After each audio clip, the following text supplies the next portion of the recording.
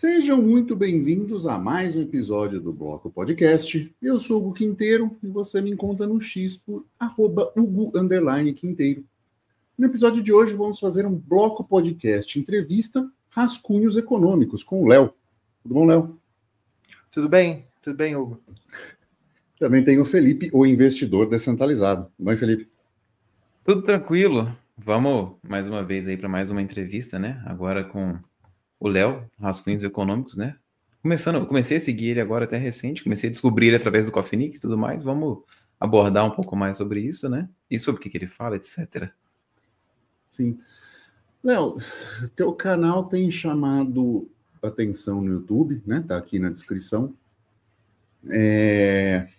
Você tem tido uma abordagem, digamos, pouco canônica do Bitcoin em relação à abordagem, e a gente já fala aqui que isso fere o que eu chamo um pouco da Torre de Marfim, né? E eu explico sempre um pouco do que é a Torre de Marfim, né? Isso é uma referência acadêmica USP, onde os acadêmicos se reúnem, conversam só entre eles, o pseudo-debate acontece entre eles, e normalmente quando vem uma visão de fora sobre isso, inicialmente ela é fortemente desacreditada, inclusive utilizando entre aspas, a força midiática, né? Isso na USP é uma série de artigos científicos, revistas onde as coisas, os artigos contrários de verdade simplesmente não entram, e então eu faço essa analogia de referência entre essas duas partes. Vamos começar. Por que esse entendimento diferente? De onde veio isso? Então, porque, eu vou ser bem sincero, o interesse do meu canal era apenas teoria econômica, totalmente. Eu até optei não falar muito de criptomoeda, porque eu sempre vi criptomoeda como uma forma de investimento, né? Seja de investimento especulativo ou reserva de valor. E o meu canal eu quero, né, falar sobre teoria econômica, para desvincular um pouco a economia de finanças, né? Mas toda a live, todo o canal, todo o vídeo do canal que eu fazia e tratava de inflação, sempre vinha alguém falando assim: não, inflação não é isso, inflação é aumento do M2. E eu tô fora do Brasil há um tempo, então eu não tinha tanto contato com essa nova opinião da mídia falante, vamos dizer assim, né? Aí eu comecei a estranhar e comecei a procurar para ver quem estava falando isso, né? E por que as pessoas estavam com essa opinião. E foi uma surpresa quando eu percebi que a heterodoxia econômica, né? Porque isso não é uma crítica à escola austríaca, isso é só para dizer o seguinte, que a escola austríaca não é um mainstream econômico. Isso Sim. Não é um problema em si. O único problema é que você tem que saber disso. E eu percebi que no Brasil a heterodoxia econômica virou ortodoxia. Todo mundo estava falando em termos de escola austríaca, o que não é problema nenhum. Só que eu percebi que as pessoas estavam falando de escola austríaca sem entender nada do básico de economia. E eu comecei a fazer alguns vídeos mostrando que o que é o fenômeno inflacionário, e que eu mostrei o básico de teoria monetária, e aí começou a confusão. Aí, porque o que eu percebo é que eu não entendo nada da tecnologia do Bitcoin, sendo bem sincero. Mas as pessoas usando a criptomoeda, o Bitcoin, pensando que ele pode superar o sistema monetário. E a narrativa que eles utilizam é porque ele é escasso. Veja, isso é justamente um problema para o Bitcoin se tornar o meio de pagamento, a moeda, né? Meio de pagamento, reserva de valor e unidade de conta. E quando eu falei isso, o pessoal não gostou muito, né? Nunca gosta. E começaram a me chamar de keynesiano, só que os keynesianos nunca trataram de monetária, né? Então trataram. Mas eu digo, os keynesianos, eles são voltados muito mais para a parte real da economia, né? Utilizando a monetária e a fiscal como parte auxiliar. O que eu entendo de monetária, eu utilizo muito mais a parte crítica dos monetaristas, Milton Friedman, né? E eu percebi que esse pessoal não... E fora uns erros conceituais muito grandes que o pessoal está utilizando. Mas foi basicamente isso que eu comecei a tratar, porque foi até uma analogia que eu utilizei no vídeo que eu lancei esses dias. Se você quer usar a escola austríaca, tudo bem, mas converta tudo para a nomenclatura austríaca. Porque senão é como se você quiser decolar um avião, né? O avião cabe 10 mil libras, né? Aí o camarada quer colocar 10 mil quilos, né? 10 mil toneladas, porque é tudo a mesma coisa. Não é, o número é o mesmo, mas a unidade é diferente. Né? Entendi. Deixa eu lhe fazer uma pergunta, deixa eu voltar um pouquinho, que você disse coisas interessantes aqui, que já tem polêmica suficiente para um bom tempo de conversa. Eu tô pensando nisso, já anotei aqui para perguntar. Pois é. Por que você não vê cripto como dinheiro? Porque nem, no geral, né? Porque dinheiro dinheiro tem que ter três. O problema é o seguinte: eu vejo o Bitcoin como um dinheiro. Eu vejo o Bitcoin como um ativo monetário plenamente conversível. Só que ele não pode ser, ele não é unidade de conta. Okay. Aí quem tá ouvindo, não, ele é unidade de conta. Um Bitcoin vale 100 mil, não sei quantos dólares. Tá bom, quanto que vale 1 quilo de arroz em Bitcoin? Sem converter para o dólar, hein? Quanto que vale? Ninguém sabe. Quanto que é um salário em Bitcoin? Ninguém sabe. Não dá. E outra, é capaz que no mundo inteiro, por exemplo, o Bitcoin esteja caído 5% no dia e apenas no Brasil ele esteja crescendo 10%. Como? É só o dólar subir e o Bitcoin cair. Porque o Bitcoin é convertido para o real via dólar. Então, uma moeda que tem o preço dado por outra, de forma direta, né? Porque tem outras moedas que podem ter a conversibilidade, mas de qualquer maneira não é de forma direta. Mas ele é um ativo monetário. Nisso ele é muito parecido com o ouro. Mas dinheiro... Desculpa te cortar, mas essas críticas que você também se aplicam ao ouro, né? Só que... Ninguém sabe quanto é 1 quilo de arroz em ouro, né? Agora. Sim. O ouro não é mais dinheiro. O ouro não é mais dinheiro, né? Porque é uma coisa que o próprio... o dinheiro é uma construção social. Né? Ele pode ser uma construção social, né? Ele pode ser construído como dinheiro de forma jurídica ou de aceitabilidade das pessoas. O ouro não é mais dinheiro, o ouro não é dinheiro... Também tem um mito aí sobre o padrão ouro. Se você olhar a história inteira, o ouro foi dinheiro há pouco tempo. Mas eu não consigo ver o Bitcoin como... Porque você precisa de 3 coisas para você ter dinheiro. Reserva de valor, meio de troca e unidade de conta. Ele tem uma unidade de conta via câmbio. Ele tem uma conversibilidade imperfeita. Só que você tem que colocar como um ativo monetário. Ele não pode ser dinheiro. El Salvador aceitou como dinheiro, mas lá mesmo tem a conversibilidade. Né? Então, ele não dá unidade de conta. Como o próprio euro, durante muito tempo, não foi dinheiro. Antes de 1999, se eu não me engano. Durante um tempo, ele ficou como uma unidade de conta entre o marco alemão, o franco francês. Igual a RV no Brasil, né? Para quem viveu... era uma unidade de conta que ia se tornar o real, mas o real não era dinheiro ainda. Sim, mas o RV era um indexador. Você dividia os cruzeiros reais pela taxa de câmbio e todos os contratos eram indexados o dia inteiro. O que era mais ou menos o que o euro foi também, mas o euro era uma cesta, mas o Bitcoin, nem isso ele pode ser. Né? Nisso ele é uma coisa nova, junto com outras criptos, mas não... Se a gente pegar a teoria monetária, que eu até coloquei num outro vídeo, de que por Milton Friedman, ele poderia ser considerado uma commodity money, né, um dinheiro commodity. Mas a commodity precisa ter utilidade. Então, aí vão falar, o Bitcoin tem utilidade. Tá bom.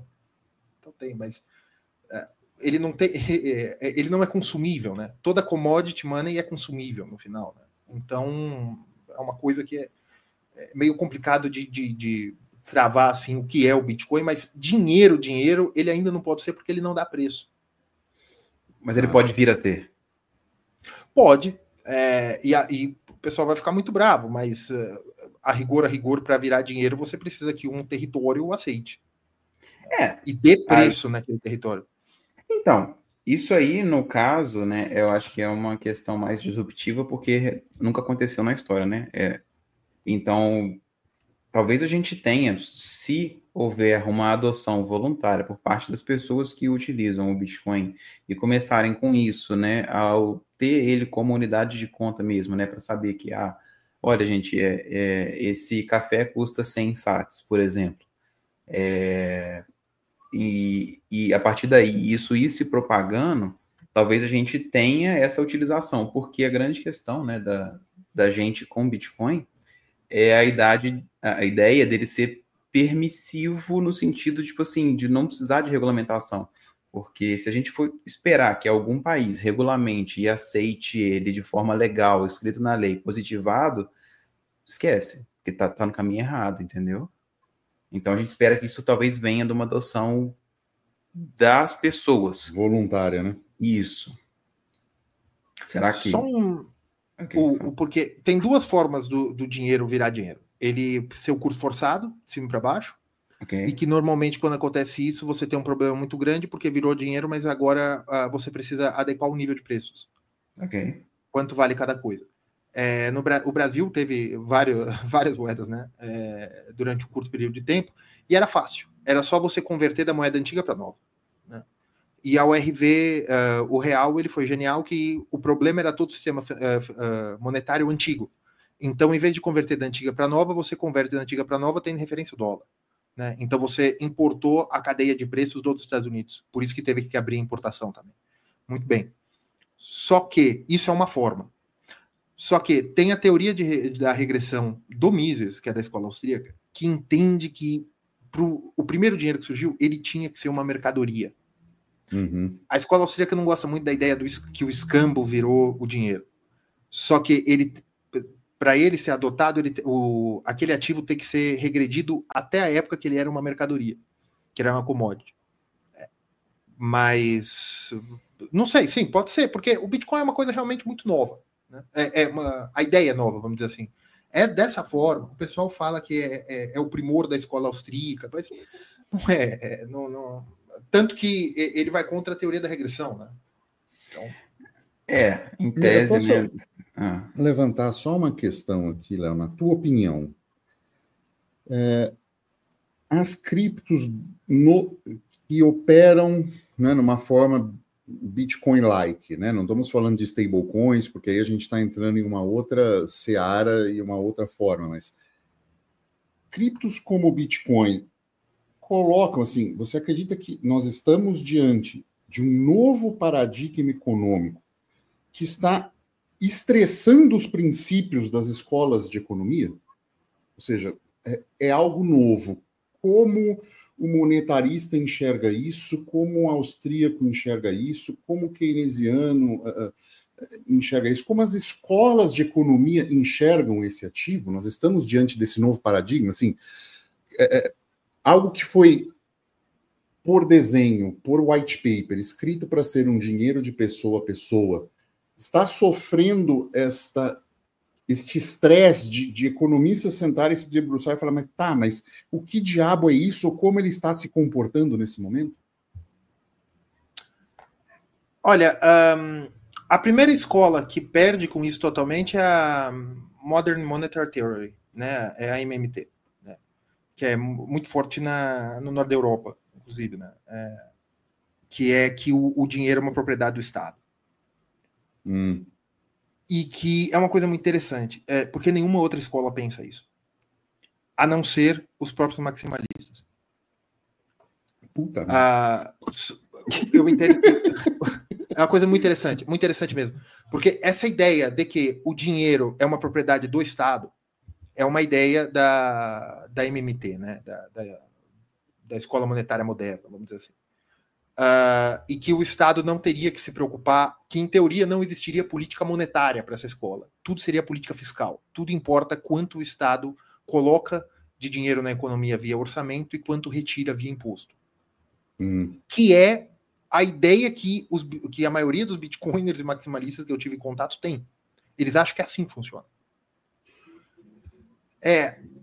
Os monetaristas, e eu vou falar primeiro dos monetaristas, porque é o sistema monetário moderno, é um sistema desenhado com base nos ensinamentos da Escola de Chicago. Ele pode ser mais... porque é engraçado que o Bitcoin, ele não é uma coisa que entra dentro do monetarismo, porque ele não é dívida. O dinheiro moderno, ele é lastreado em dívida. Né, o dinheiro fiduciário da moeda fiat. Só que tudo que nós podemos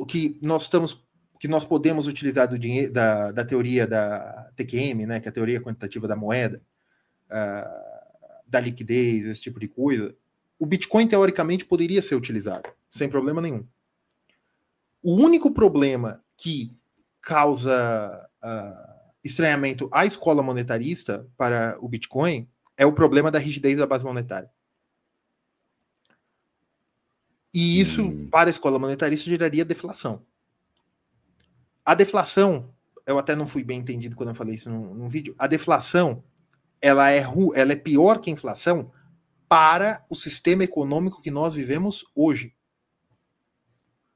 Conviver com uma economia deflacionária teria que gerar uma modificação de leis até trabalhistas.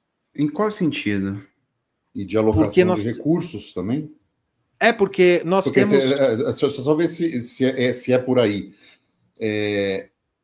Porque se você tem uma economia deflacionária de longo prazo, o que você precisa criar de valor na sociedade para compensar a pessoa abrir mão de dinheiro para investir é muito grande. Ou não? Com certeza. E também porque nós somos criados na preferência temporal. Né? Você sabe por que as pessoas engordam em lato sensu? Por que as pessoas engordam? É um problema econômico. Né? A comida hoje vale mais do que estar magro amanhã. Né? Comer hoje vale mais do que estar magro amanhã. É a preferência temporal. Né? Depois dessa piada sem graça, eu volto para a economia, que é... Não, cara, faz sentido até biológico. Porque para a economia é isso. O dinheiro hoje vale mais que o dinheiro amanhã. Você prefere receber 10 mil hoje do que 11 mil amanhã, vamos supor. Amanhã não, mas daqui a um ano. Sim, né? sim. Por isso que você tem o desconto, esse tipo de coisa. Evidentemente que depende de quanto dinheiro você tem hoje. Né? Quanto mais dinheiro você tem, menos você está sujeito a querer dinheiro hoje. Né? Isso é microeconomia. Mas o problema é quando você começa a perceber que o dinheiro amanhã vale mais do que hoje, você deixa de gastar hoje. Você tende a gastar o mínimo hoje. E aí você cria uma economia de subsistência. Subsistência não no sentido de que todo mundo com sítio, não, mas você está realmente gastando o mínimo. E isso impediria uma série de avanços tecnológicos que o dinheiro barato hoje permite, é isso? Exatamente. E isso geraria concentração de renda. Então, o risco do baixo que uma taxa de juros zero hoje causa faz as pessoas arriscarem mais e, consequentemente, criar soluções potencialmente disruptivas. Aí eu vou dar um exemplo idiota e batido do Elon Musk, né? Foguete não dá ré, dá sim senhor, mas está aqui alguns bilhões de dólares queimados por causa disso, porque esse dinheiro não valia tanto na época. Agora, se ele tem a certeza que só esse dinheiro parado valeria muito mais no futuro, ele talvez não arriscasse algo assim. Exatamente. Porque o pessoal só vê os juros negativos, né, na hora de apostar na bolsa e tal, mas um bilionário que também tem a possibilidade de que, se você tem uma taxa de juros muito alta para tomar ou para deixar emprestado, por que ele vai investir na economia real? Eu tenho minhas perspectivas nisso até... Porque, tipo assim, digamos o exemplo do Musk, né? Com a SpaceX. Ele tem 1 bilhão lá para ele mexer com isso, né? Ele pode investir, e isso valer mais no futuro. Ele pode empreender, e isso valer muito mais no futuro. Ou mesmo que seja uma economia deflacionária, talvez a deflação não ia dar para ele tanto valor do que se ele tivesse realmente empreendido e ter mais valor ainda. Então, assim, eu não acho... Mas é que eu te falei num episódio isso, Felipe. É esse talvez que vai fazer a pessoa ponderar muito na hora. É mesmo assim, talvez agora, porque ele poderia ter empreendido na SpaceX, ter dado errado, e ele teria ganhado mais dinheiro se tivesse colocado em bonds. Entendeu? Mas o problema é exatamente esse. Só o Elon Musk tem capital para ele mesmo tocar o projeto. A maioria dos projetos é mercado de capital. A maioria dos projetos é com investidor anjo. Você coleta capital num banco. Né? Então, o problema deflacionário para o tipo de economia que nós temos hoje. Né? Porque também, aí nós caímos num outro problema marxista até. Que não que o marxismo esteja certo, mas eu digo, nós estamos dando argumento para que eles estejam certos. Se a quantidade de dinheiro é fixa, o dinheiro ele corresponde, né, a definição austríaca, hein? O dinheiro corresponde a bens financeiros que são trocados por bens e serviços da economia real. Economia real é qualquer coisa que você faça na realidade. Inclui-se você ser um jogador profissional de videogame. Isso é economia real. Você está produzindo um serviço, um bem, tudo bem. A quantidade de bens financeiros disponíveis tem um equilíbrio numa equação de oferta e demanda, né? Naquela curva de oferta e demanda, tem um equilíbrio com a produção de bens e serviços reais. À medida que a quantidade de bens e serviços reais vão aumentando, ou seja, que você tem mais riqueza na sociedade, a quantidade de bens financeiros continua a mesma. Ou seja, tem menos bens financeiros do que riqueza. Então, cada bem financeiro pode ser trocado por mais riqueza. Então, isso gera deflação. Por quê? Porque se você tem 20 pessoas querendo comprar 20 pessoas querendo comprar um celular, por exemplo, o preço do celular vai aumentar, certo? Se eu tenho só um celular, vira leilão. Só que se você tem 20 pessoas, você tem um só querendo comprar, uma pessoa está querendo comprar, tem 20 lojas uma do lado da outra, certo? São 20 lojas vendendo cachorro quente, 20 barraquinhas assim, que isso é a teoria do mercado perfeito de livre concorrência. Você tem 20 barraquinhas assim numa ferradura, né? E tem uma pessoa olhando as plaquinhas. E aí o cachorro-quente, nessas 20 lojinhas, cada cachorro-quente está R$10. À medida que a pessoa vai se aproximando de uma barraquinha, a outra da direita abaixa a plaquinha para roubar o cliente da outra, certo? Até que vai bater no custo, né? O cara só vai vender pelo custo mínimo que ele conseguir. Né? Se ele produzir o cachorro-quente por se ele vender até R$1,50, ele está no lucro, certo? Sim. Só que, vamos supor que isso se repete durante muito tempo. As pessoas, você tem a quantidade de riqueza, que é o comprador, é fixo. Não vai ter um fluxo de pessoas vindo. Então, aquele mercado perfeito, aquela concorrência de 20 barraquinhas de cachorro-quente, eles vão abaixando o preço, e eles abaixando o preço, o fornecedor de salsicha e de pão também vai começar a abaixar o preço, porque há menos dinheiro disponível no mercado. Só que tem um problema. Na economia de hoje, nós não podemos abaixar tantos os preços, porque nós temos um negócio chamado rigidez de contratos e salários. Você tendo uma crise, por exemplo, eu chego para o meu funcionário, sou o dono da barraquinha de cachorro-quente e falo, olha, seu salário vai ter que sair de 100 para 95, porque eu não consigo mais te pagar 100. Eu não posso fazer isso. Eu posso demitir o funcionário e contratar outro por um salário menor, mas eu não posso manter o mesmo funcionário. Então isso é um problema da economia deflacionária também. O que seria resolvido, né? Porque é um problema de legislação, né? Pura e unicamente. É o que a gente fala, né? Muito aqui, né? Que a gente imagino que numa sociedade, quando for entrar mais para esse lado liberal, né, isso não vai ser o problema, né? Porque você só não pode reduzir porque alguém escreveu em algum lugar, né? Se você tirar isso da equação e botar puramente economia, em tese poderia, né? Porque mesmo reduzindo o salário do cara, ele ia ter o mesmo poder de compra. Exatamente, ele iria ter o mesmo poder de compra. Então, por que ele iria diminuir também a... É lógico que sempre vai ter pessoas pendulárias que vão gastar mais do que devem, mas você vai começar a incentivar na sociedade que ela gaste menos. Porque ela sabe que um hoje vai valer 2 amanhã. Não como é hoje no sistema inflacionário, que o 100 de hoje vale 95 amanhã. Uhum. Então você vai criando um incentivo das pessoas guardarem dinheiro, e é pior ainda, porque as pessoas têm incentivo de guardar dinheiro totalmente em autocustódia.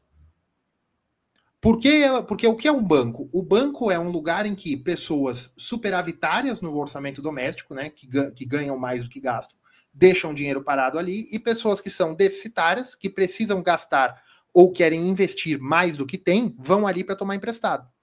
E o banco ganha o spread, certo? Uhum. Se você tem uma economia com um incentivo plenamente deflacionário, e, pior ainda, com autocustódia, por que você deixaria a segurança da sua carteira em autocustódia para deixar para uma instituição financeira? Isso já existe. A gente tem instituições hoje, né, nesse lado mais descentralizado, entre aspas, né, que você tem que abrir mão da custódia do seu ativo, mas você abre mão de uma parte, né, um percentual muito acessível para você, exatamente para colher de volta juros, né? É mesmo o funcionamento do banco, mas tem plataformas que funcionam dessa forma. Alguém vai lá e precisa pegar dinheiro e paga juros, alguém pode emprestar e aí recebe esses juros, né? Então, assim, seria a mesma coisa. A gente só não Mas teria com a os taxa bancos. de juros? Não, depende. Pelo menos eu conheço algumas que oferecem a menos que 1% ao mês. 1% ao mês. Vamos falar 0,5% ao mês. 0,5% ao mês é mais de 6% ao ano. Isso Sim. é mais do que a taxa de juros do dólar hoje. Sim, mas... Então, é isso que eu quero dizer. Você vai aumentar... Mas aí é uma taxa monopolizada e definida arbitrariamente. Assim, é porque... Os Estados Unidos acha que esse é o preço do dinheiro dele e mete a canetada. Isso não é algo que emergiu do mercado. A taxa de juros? Sim, mas assim, a partir do momento que os Estados Unidos diz assim, a taxa de juros minha é 4% ao ano. Ela é 4% ao ano, já contrário ao Trump hoje. Trump já não quer esses 4%. Né? É o Powell que está lá segurando essa taxa de juros. Né? Se não existisse o Fed para dizer a taxa de juros é essa, o mercado teria uma outra resposta.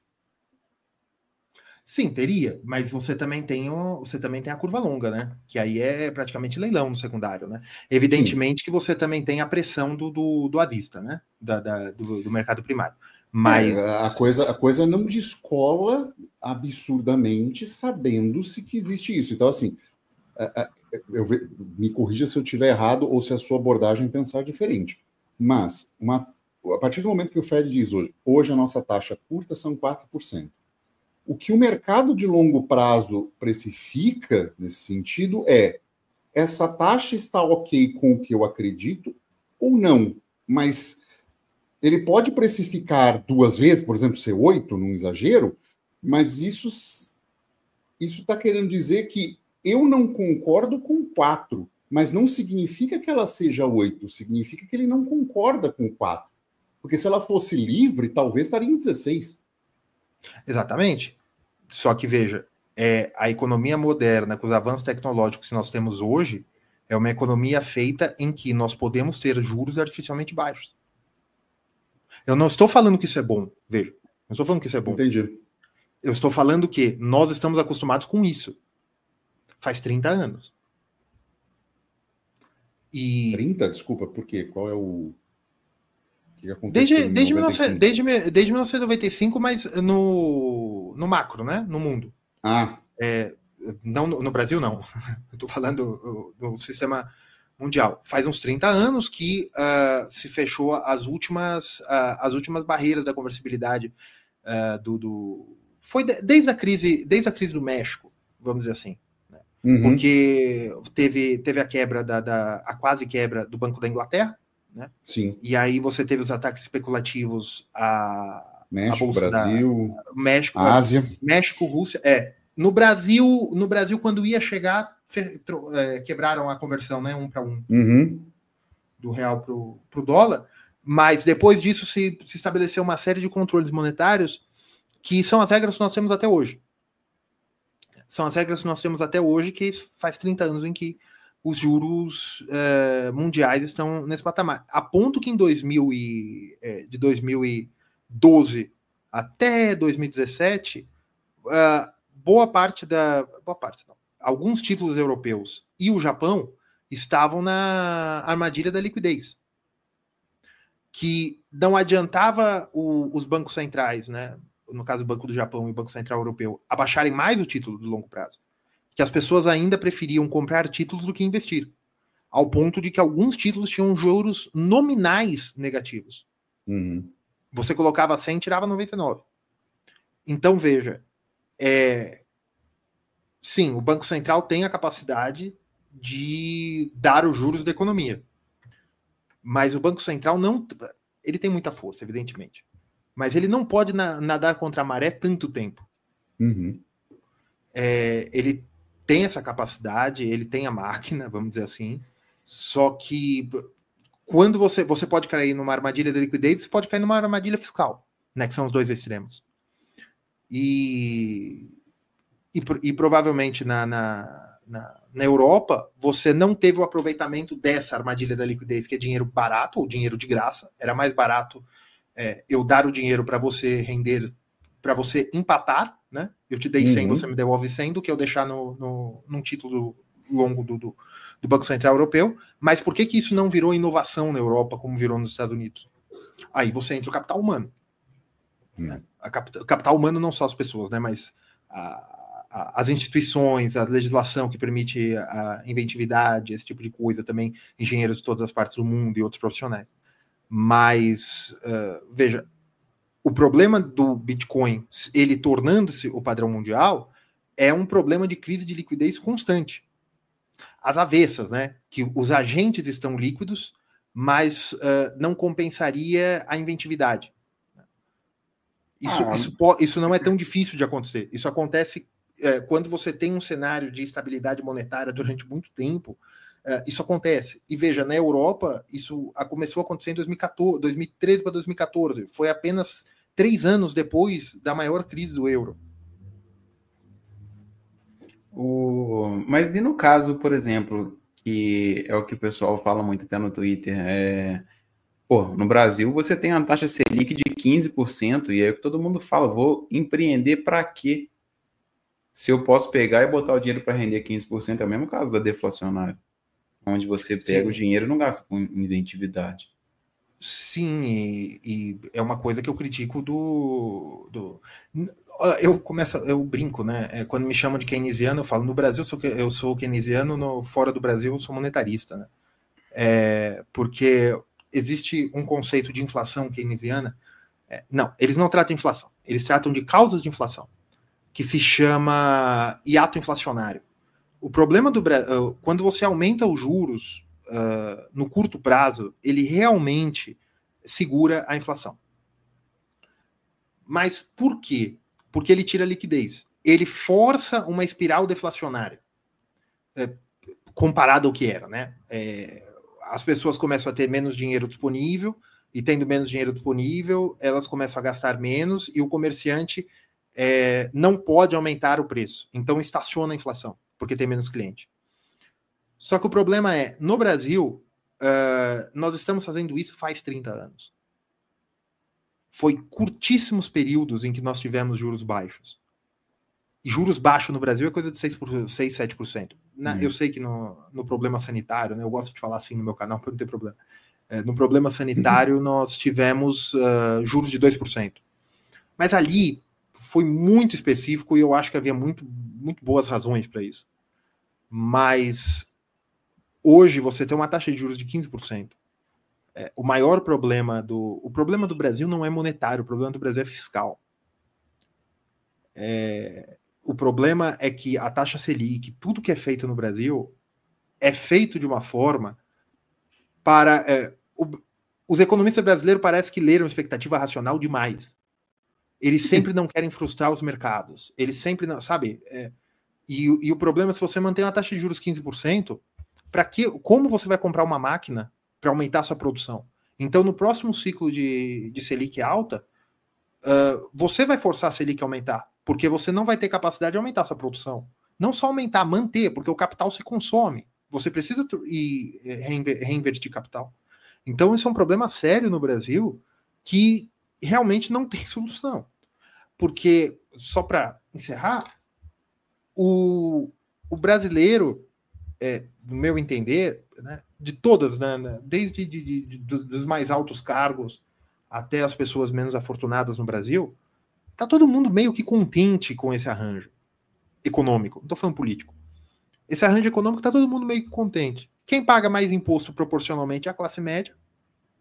E a classe média que reclama, tal. Mas do menos afortunado até os maiores cargos políticos e empresariais desse país, tá todo mundo contente com esse arranjo. Porque funciona. O Brasil era para não funcionar, mas funciona. Mas é isso. Acho que saiu um pouco do tema. Não. Tá válido. É porque, assim, a gente...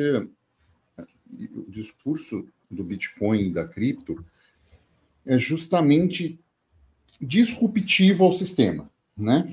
Ele tem a ver com a questão não só de alguns casos mais extremos, não só de ter uma poupança melhor, né? Do tipo, o trabalhador comum ter uma forma de preservar patrimônio para que tenha uma aposentadoria melhor, né? E da disrupção que houve em 71 de produtividade e, né, do início do padrão fiduciário, onde a remuneração não acompanhou o aumento da produtividade, o que vinha acompanhando até então. Mesmo com o aumento dessas questões todas que você levantou sobre trabalhistas, legislações e tal. Então, assim, deu-se muitos direitos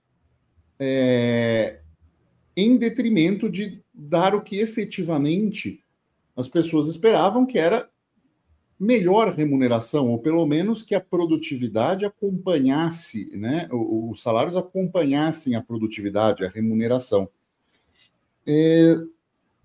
Nesse ponto, a expectativa, né, e até mesmo historicamente, apesar de Roma ter caído militarmente, ela caiu por uma degeneração econômica acelerada, porque você gerou uma inflação absurda, o poder de compra se corroeu, a ponto da sociedade se desorganizar, e uma vez que você é um vasto império, né, na época você precisava estar muito presente militarmente. Então, você não enxerga essa, porque assim, você toda hora trouxe para o mundo real, né, para a economia não funciona assim.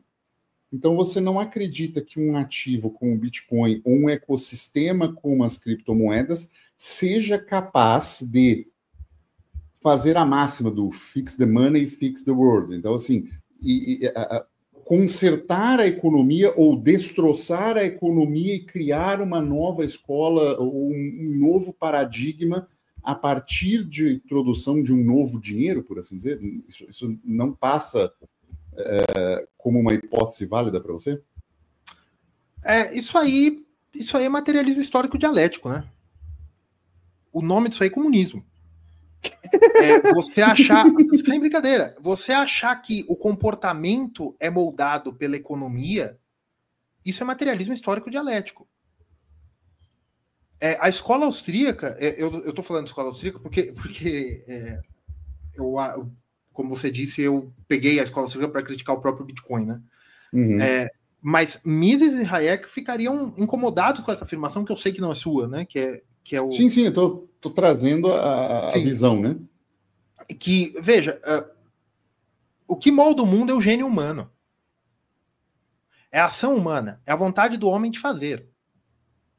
E o homem o faz porque ele quer, a princípio. Uhum.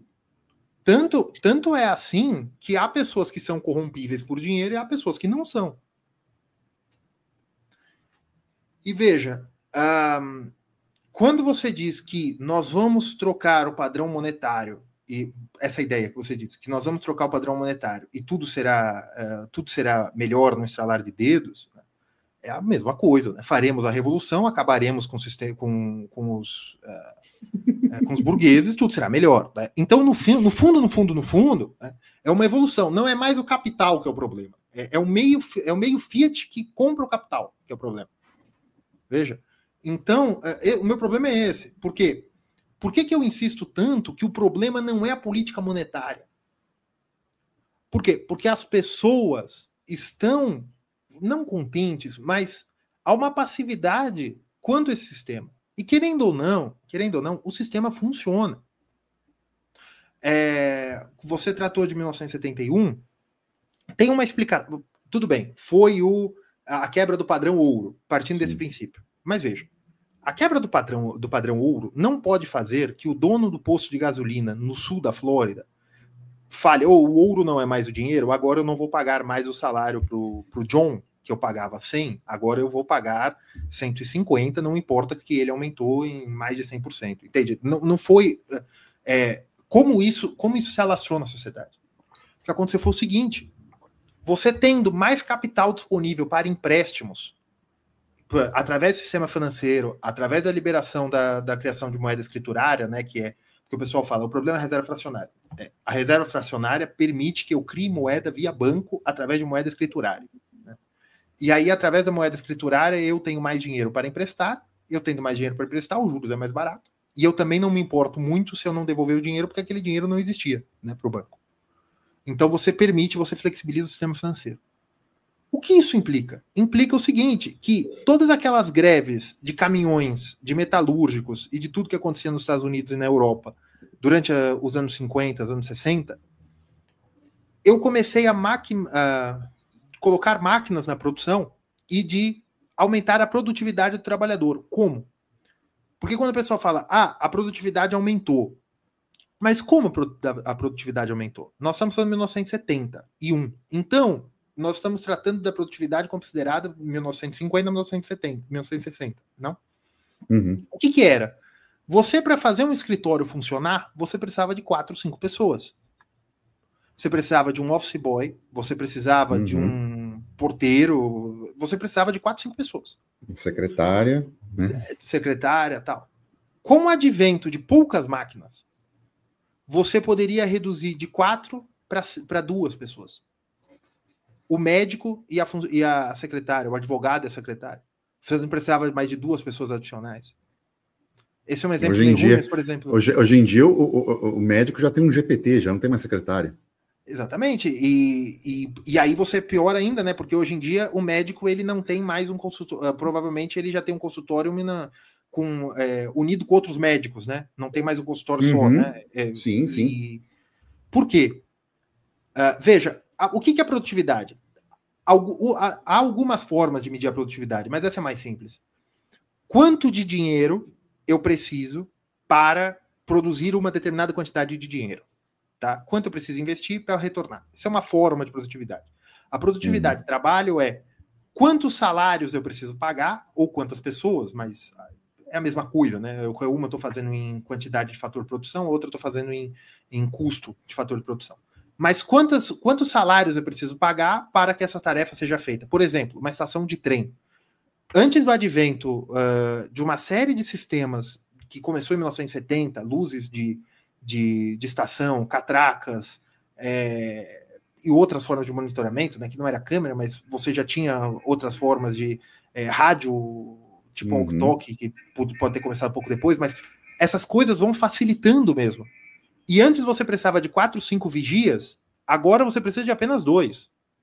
Então, quantos trabalhadores eu preciso para fazer uma estação de trem funcionar? Antes eu precisava de 20 trabalhadores, pagando 1.000 para cada um, vamos supor. Então, para fazer uma estação de trem funcionar, eu precisava de 20 mil de salário por mês, certo? Agora, eu preciso de apenas 10 pessoas para tocar a estação de trem. Então, eu só vou pagar 10 mil de salário. Evidentemente que eu posso até aumentar um pouco o salário, porque no total eu diminuí o meu custo, eu como patrão, eu digo. Só que, se você for ver quanto dinheiro dá uma estação de trem, evidentemente que a estação de trem continua dando a mesma quantidade de dinheiro que estava dando antes e um pouco mais, porque é o natural da economia crescer um pouco, certo? Então, se a estação de trem dava R$5 por cada salário, né? A estação de trem dava R$100 mil por mês, vamos supor. E você custava 20 mil de salários. Ela continua dando 100 mil agora, só que custa 10 mil de salários. Então você vai falar, nossa, a produtividade aumentou em 5 vezes e o salário subiu 10%. Mas veja, a produtividade aumentou por culpa da tecnologia. É lógico que em outros serviços também você tem a educação, que faz também as pessoas precisarem estudar mais até para tocar as máquinas. Né? Máquina, porque o computador é uma máquina. Só que isso gera uma grande parte de desemprego. E esse desemprego é absorvido aonde? Esse desemprego é absorvido no serviço. É aí que surge o crescimento de todas as cadeias de fast food nos Estados Unidos. É aí que surge movimentos da indústria de serviço. Né? A televisão começa também a época de ouro para as pessoas, as donas de casa podiam ficar em casa, que não podiam mais ficar em casa, então fica para as crianças aqueles programas de televisão. Por quê? Porque agora a mulher tem que trabalhar. Porque já tinha, né? Mas começou também a emancipação feminina, se finalizou entre a década de 80, década de 70 e década de 80. E por quê? Porque um salário só não era mais o suficiente de manter a casa, não é só o salário do marido. Estou falando da realidade americana porque é mais bem documentada para o período, né? Não era mais suficiente para manter a casa, e aí você tem a precarização das relações de trabalho também. Porque antes o camarada ele era um assistente ficava numa plataforma de trem, ficava numa metalurgia, agora o serviço dele não é mais necessário, e agora ele vai ser um segurança, ele vai ser alguma coisa precarizada comparada ao que era, não que as profissões sejam ruins, pelo amor de Deus. Mas eu digo, você tem mais voltado para o setor de serviços. E o setor de serviços, ele pode pagar bem, mas ele tende a ser voltado para pessoas que estão procurando uma renda que não tem opção de ir para um trabalho melhor, né? A base do setor de serviço. Então, isso também é explicado pelo próprio aumento de tecnologia, pelo dinheiro barato, que pode ser também pelo 1971. Mas, de novo, nós estamos dispostos a acabar esse aumento tecnológico, né? E também o salário também compra menos coisa, porque há mais coisas a serem compradas, né? Isso que as pessoas também não percebem. Não é só a inflação o problema. Se eu continuei plantando arroz, né, e o arroz sempre mantém mais ou menos o mesmo preço, só que eu tenho que fazer a correção monetária, né, via inflação, porque eu sempre vou plantar arroz, minha família sempre plantou arroz, só que meu pai e meu avô comprava rádio de pilha, meu pai comprava televisão, agora eu quero um iPhone. Então eu continuo aumentando o preço, caso contrário eu vendo essa plantação de arroz e eu vou trabalhar com serviço na cidade, porque você tem o custo de oportunidade do trabalhar também. Essas coisas a cripto não resolve. Não adianta trocar o sistema monetário. Isso é um problema social. Essa é a minha crítica. Na verdade, nenhum sistema resolve isso, né? Essa que é a ideia. Esse é o andar da humanidade. Isso é um problema da realização do homem. Isso é da realização do homem e da mulher, mas o homem no sentido do gênero humano. Né? Da realização da pessoa. A pessoa quer se realizar, de ter trabalhos que ela julgue melhor, julgue mais interessante, de ir para outras áreas. E isso, com a tecnologia, os trabalhos, você chegou num ponto em que agora você tem que se capacitar muito para desempenhar um trabalho mínimo. Porque relativamente, você tem menos postos de trabalho para a quantidade de pessoas. Isso é um problema que a cripto não resolve. Ela pode resolver. Como? Com uma coisa que eu julgo ser pior, que é uma economia de subsistência. Não mais uma vez, não é subsistência que todo mundo vai morar no mato com uma vaca e algumas cabras. Não, mas uma economia de que você só está vivendo o mínimo mesmo. Que é uma economia do tipo norte-coreana, vamos dizer assim, mas não com... quero dizer... Você trabalha só para comprar o seu mínimo e você deixa um dinheirinho guardado, coisa que não existe na Coreia do Norte, mas eu digo, você não tem bens e serviços. eu vou falar um negócio agora, não é uma crítica pessoal, mas não a você, e nem a você. Mas o exagero disso é o cara que mora num quarto de 5, 6 metros quadrados e se vangloria disso. Porque está juntando tudo que pode para o Bitcoin, porque acredita que vai se tornar nova nobreza no futuro. Eu acho que você está citando um exemplo, está mostrando claro do que seria isso alargado na humanidade, né? Você baixaria a preferência temporal de imóveis, você baixaria a preferência temporal das pessoas se relacionarem, constituir família, você colocaria uma humanidade numa economia literalmente, como você disse, de subsistência minimalista dentro de poucas questões, ou seja, focado em profissões onde gasta-se o mínimo para tentar o máximo, e é daí de onde eu creio que vem uma grande, no sentido negativo, tá? Uma grande bolha de influências interessados no que se chama, o que se criou o termo no Brasil de vendedor de curso, né? Cursos ensinando a vender cursos, por assim dizer, sabe? E tentar esse dinheiro mais rápido possível para converter em algo que será tão deflacionário, ou seja, já viver nessa situação que você bem colocou de subsistência, pensando no futuro que vai ter um poder de compra, e talvez vão chegar nesse futuro e pensar, caraca, eu desperdicei a minha vida, porque agora eu não sei nem o que consumir, porque não há mais nada disponível a consumir. O iPhone que eu devia ter comprado há 20 anos atrás, hoje nem Apple mais existe, porque as pessoas todas pensaram igual eu. É por aí? Exatamente. E veja, e você sabe que esse problema da preferência temporal começou com eu criticando rentista de CDB e Selic, né? E que começou assim, que eu falei, olha, o negócio é o seguinte, vocês querem guardar tanto dinheiro assim, e vocês acham que vocês vão ficar ricos, porque veja, isso também não é um problema da cripto. O problema é que você quer ficar reservando, olha, tudo bem, reserve. Só que o problema do Brasil é o seguinte, isso é escola austríaca também.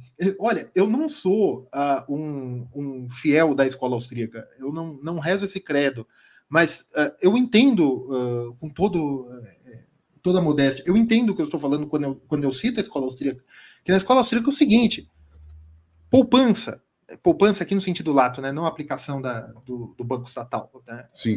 Você guardar dinheiro. Não a modalidade. Poupança, né? Não a modalidade. É savings, né, em inglês. É a diferença entre receita, tudo que você recebe, menos o que você gasta. No Brasil, as pessoas tendem a consumir o que gastam. Aí o pessoal até pergunta, mas você tem mesmo na caderneta de poupança, bate recorde, essas coisas. Sim, as pessoas têm um pouco de dinheiro guardado, mas se você distribuir pelo total de brasileiros, dá pouco. Os brasileiros são devedores líquidos, estatisticamente. Né? Tem um caso ou outro dentro da família. Né? Então você vai ver que 25% dos brasileiros guardam dinheiro, mas na hora que você divide pelo total de brasileiros, a quantidade guardada é muito baixa. Por quê? Porque a renda no Brasil é muito baixa. Então, eu sou sempre a favor de aumente a sua renda, certo? E veja, se você está guardando dinheiro com 16, 18, 20 anos, você está só pensando em guardar dinheiro, pode ser que quando você chega aos 40, você vai querer fazer tudo que você não fez quando você tinha 16, 19 anos. Só que você não tem mais o pique para fazer isso, às vezes fica meio feio, dependendo do gosto que você tem, certo? E você vira uma pessoa... eu não conheço todo mundo, mas é uma coisa meio estranha, que pode ser disfuncional. Então, o dinheiro, que eu disse, que o dinheiro, esse negócio de que a mudança do dinheiro muda comportamento, veja, se você gera uma economia de subsistência, a primeira coisa que você vai fazer, aí não é comportamental, aí é biológico. Você vai reduzir a taxa de natalidade mais do que é hoje. O mundo ocidental já está acabando. Por que eu vou ter um filho agora, se daqui a um tempo eu guardando Bitcoin é suficiente? Isso é o mais complicado. Você pode ter... tem um gráfico, que é a taxa de reserva de dinheiro na China e no Japão, né, que lá eles poupam muito. Né? e a propensão à fertilidade. Sempre que a propensão à fertilidade cai, ao longo do tempo, né, quando você coloca junto com a transição demográfica, a taxa de fertilidade cai quase numa proporção em que aumenta a poupança. Então, na verdade, a fertilidade média, né, daquela economia, né, daquela demografia, ela diminui quando há mais dinheiro disponível. É uma coisa curiosa. Né? Quando a família tem mais liquidez, a gente pensaria que seria mais fácil daquela economia tomar a decisão de ter filhos, né, daquelas pessoas naquela economia. Sim. Mas é mais ou menos o inverso. Então, são problemas sociais realmente. Né? Então, que você pode gerar os problemas de harmonia social, né, como eu falo. Eu acho que no fim das contas a gente pode verificar que essas coisas são problemas sociais, é da pessoa e não do modelo monetário mundial. Então, da mesma forma que às vezes você não resolve isso com cripto, você não resolve isso com o fiduciário atual, porque é um problema da pessoa. Seria isso? Sim, eu acredito que sim. Evidentemente que você pode colocar incentivos mais nefastos, né?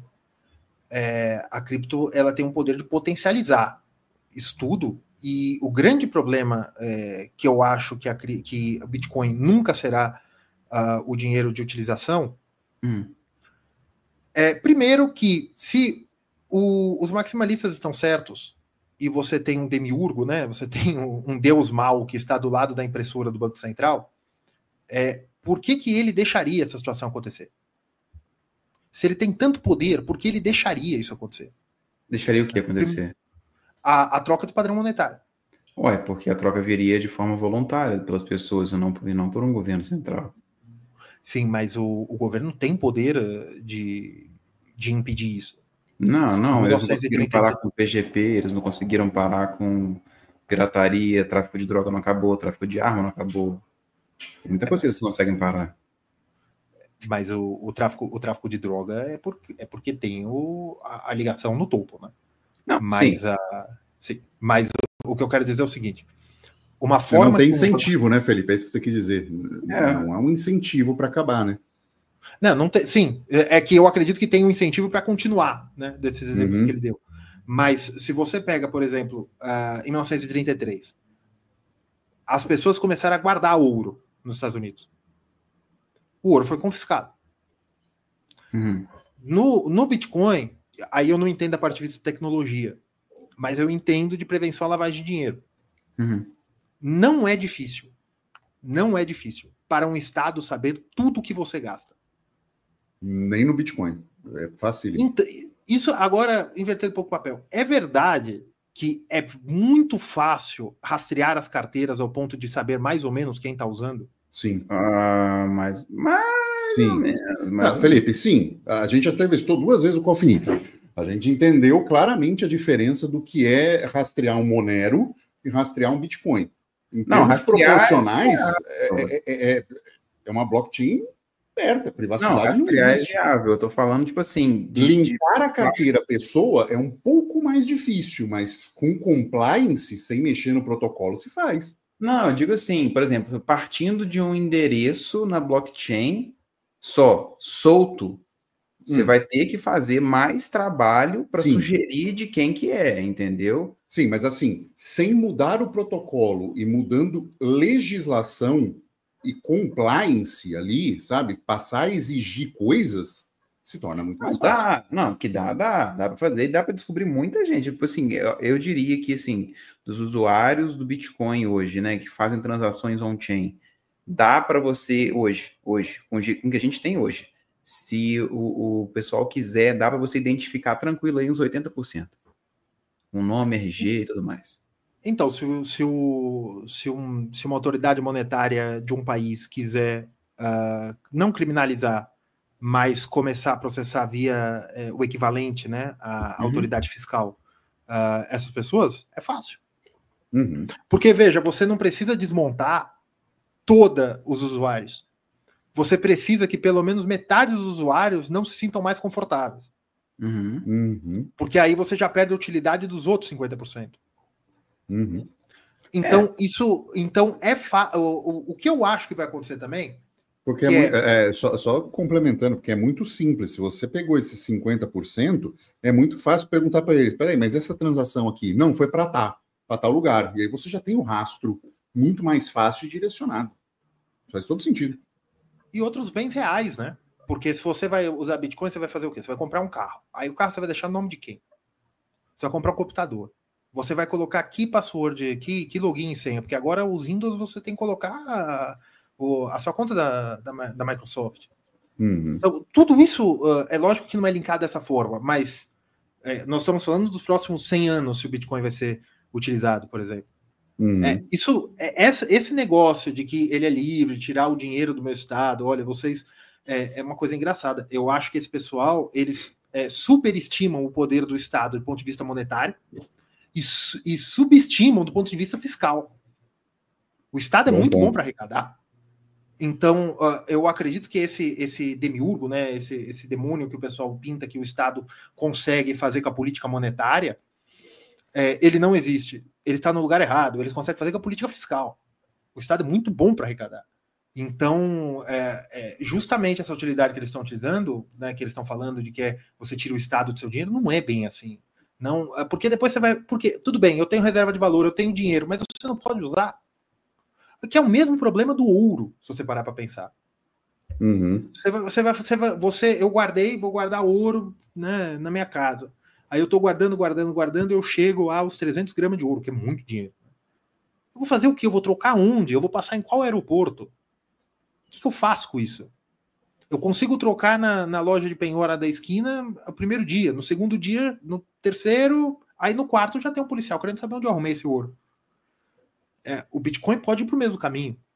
Então, é uma coisa que... É esse ponto que eu acho que eles superestimam. Eles superestimam a capacidade monetária do Bitcoin, que, ao meu ponto de vista, é igual ao ouro, tem os mesmos problemas do ouro, com um defeito a mais, que a base monetária é muito mais estrita que o ouro, e que ele tem uma... E a velocidade de circulação também do Bitcoin é mais alta que o ouro, isso também é um problema para esse tipo de base monetária fixa.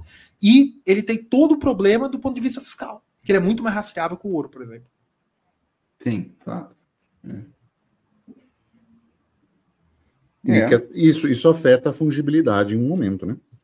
Porque se você consegue rastrear por onde passou cada Bitcoin ao longo do tempo de transações, é o que eu falo, que já aconteceu, a gente até entrevistou o Avelino Morgante aqui, que teve uma empresa de balcão OTC de Bitcoin, que foi obrigado a ir lá na polícia prestar esclarecimentos, porque ele tinha comprado um Bitcoin que 5 transações atrás havia sido utilizado para supostamente atos terroristas, né? Financiar terroristas. Aí ele teve que ir lá com a nota fiscal, falar: olha, comprei daqui e vendi para cá.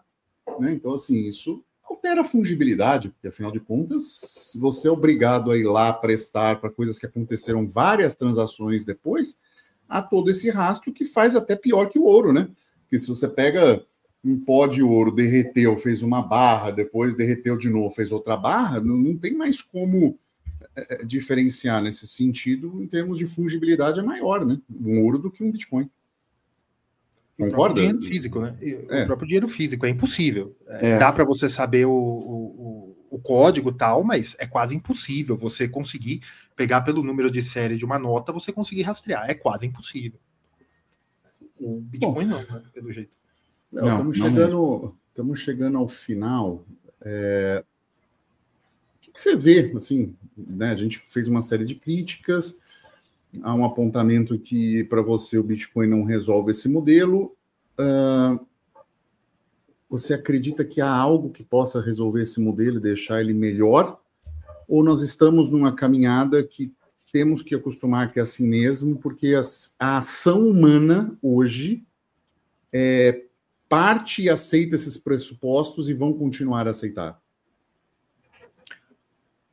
O problema monetário é o problema do próprio cansaço, né, do modelo econômico. E não tem muita resolução.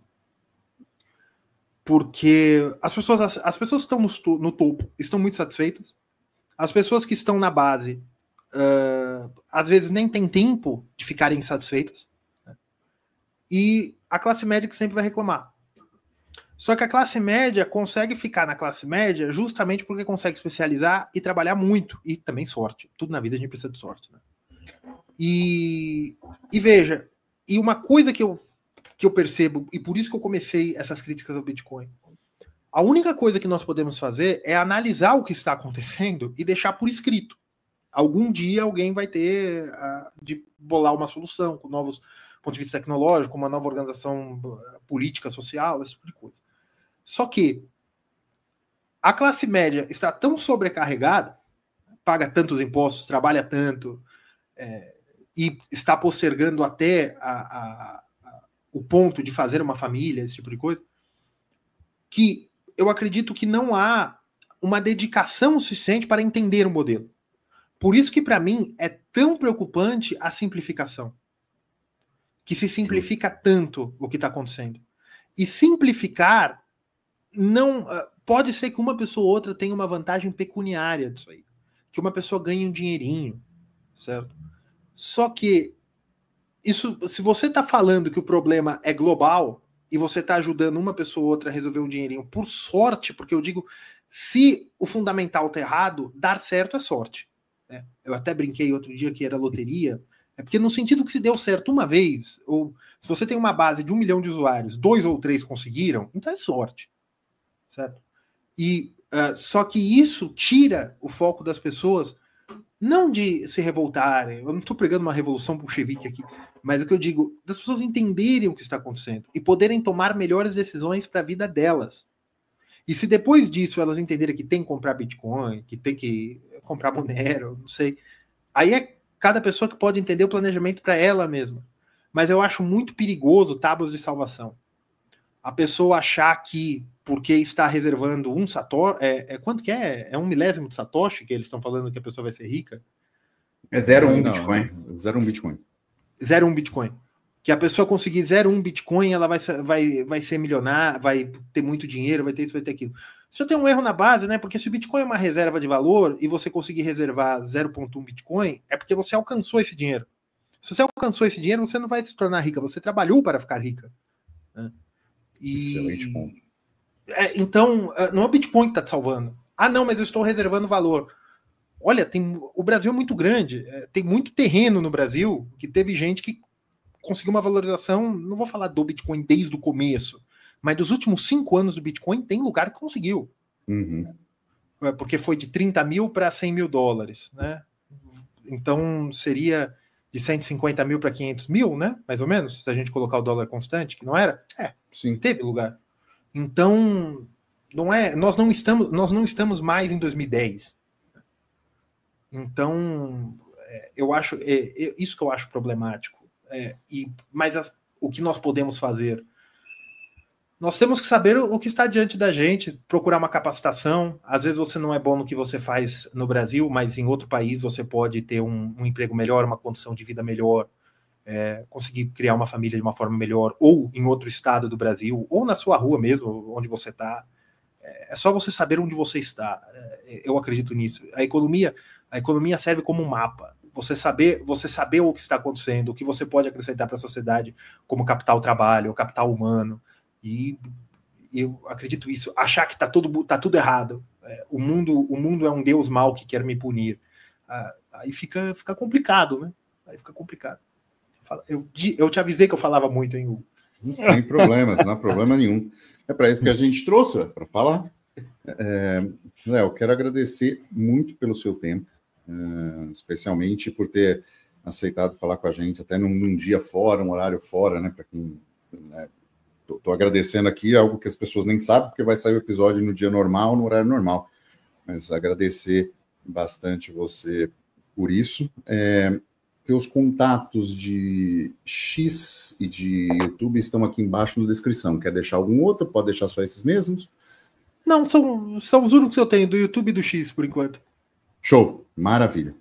Então, obrigado. Acho que traz uma perspectiva e um pensamento contrário, que cabe ao pensamento mais Bitcoin only, mais maximalista, ou como eu gosto de chamá-los de socialistas laranjas, né, para que reflitam, repensem, ou que faça, né, as pessoas que normalmente levam o recado, leva esse episódio lá para eles, para ver se a capacidade argumentativa, porque, como eu mesmo digo, às vezes o Bitcoin se sustenta muito mais pela narrativa do que propriamente por princípios e fundamentos, sejam eles econômicos, sejam eles de código, ok? Então, obrigado, Léo. Obrigado, Felipe, também. E é isso. Ficamos por aqui e tchau.